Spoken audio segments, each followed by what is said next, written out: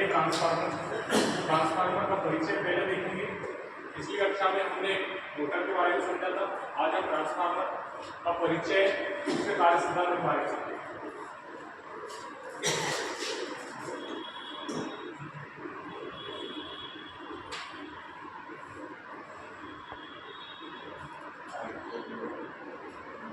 Transformer को हिंदी में सही लगता है।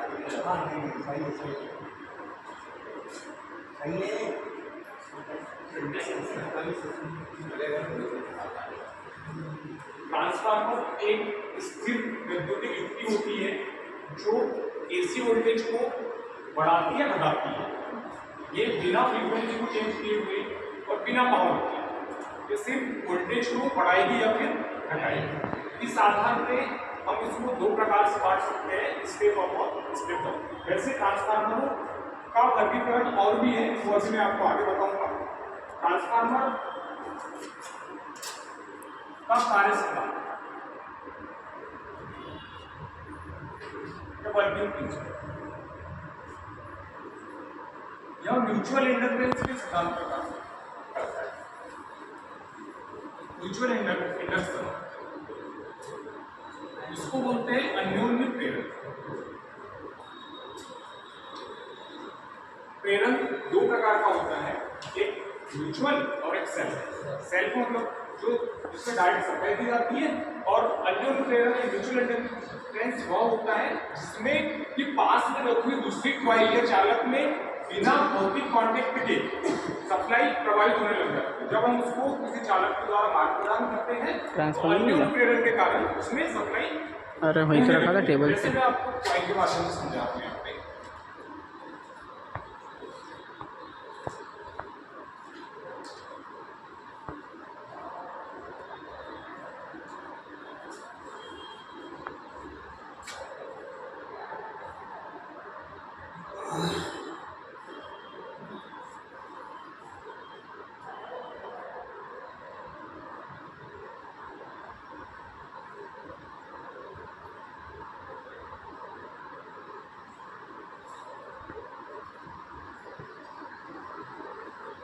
यहाँ पर हम प्राइमरी में एसी सप्लाई को एसी सप्लाई दे रहे हैं, है ना। ये सेकेंडरी वाली भौतिक रूप से इससे कनेक्टेड नहीं है। इसमें म्यूचुअल इंडक्टेंस के कारण यहाँ पर म्यूचुअल इंडक्टेंस बन रहा है। जब हम इस प्राइमरी कॉइल तार, पतले तार के टर्न लपेटे रहते हैं चालक के ऊपर, चाहे वो कॉपर के हो सकते हैं चाहे एल्यूमिनियम के। लेकिन जनरली कॉपर का उपयोग इसलिए करा जाता है कि कॉपर का गलनांक अच्छा होता है और रेजिस्टेंस कम होता है। ये यदि इस पर लोड अचानक बढ़ भी जाता है या थोड़ा ऊंचा नीचे भी हो जाता है तो कॉपर ज्यादा सहन कर सकता है। लेकिन एल्यूमिनियम काम करेंगे तो काम तो करेगा, लेकिन एल्यूमिनियम का गलनांक कम होने के कारण ये जल्दी जल जाएगा। इसलिए हम कॉपर का प्रयोग करते हैं।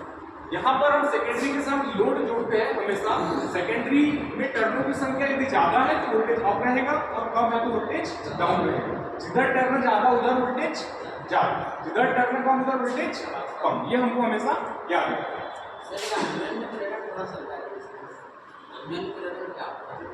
अन्योन्य प्रेरण जो एक इंडक्शन से प्रेरण दो प्रकार,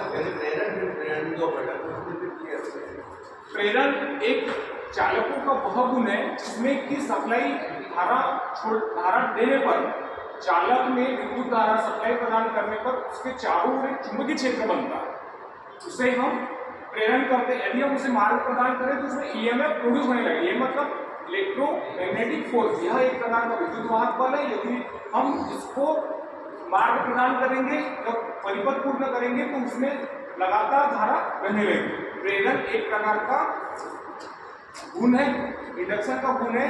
यदि हम किसी चालक को विद्युत धारा सप्लाई प्रदान करते हैं तो उसके चारों ओर फ्लक्स जनरेट होता है। फ्लक्स मतलब विद्युत बल रेखाएं वो चलेगी, उसके समूह को फ्लक्स बोलते हैं। यदि उस एरिया में, उस फ्लक्स के एरिया में हम यदि किसी चालक को लेके आते हैं, जैसे प्राइमरी कुंडली है ना, उसके पास में यदि सेकेंडरी कुंडली को लेके आए या दूसरा को चालक भी लेके आए तो उसमें अन्योन्य प्रेरण के कारण सप्लाई जा रही है, क्योंकि डायरेक्टली रूप से इसमें कोई भी भौतिक रूप से धारा नहीं दे रहे, लेकिन फिर भी इसमें सप्लाई जा रही है।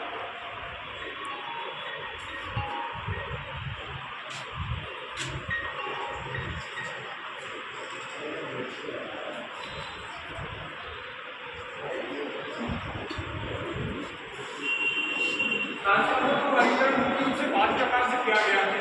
पहला है क्या आपको डायग्राम के बाद वोल्टेज के आधार पर,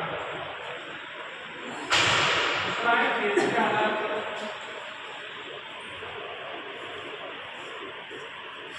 तीसरा है बनावट के आधार पर,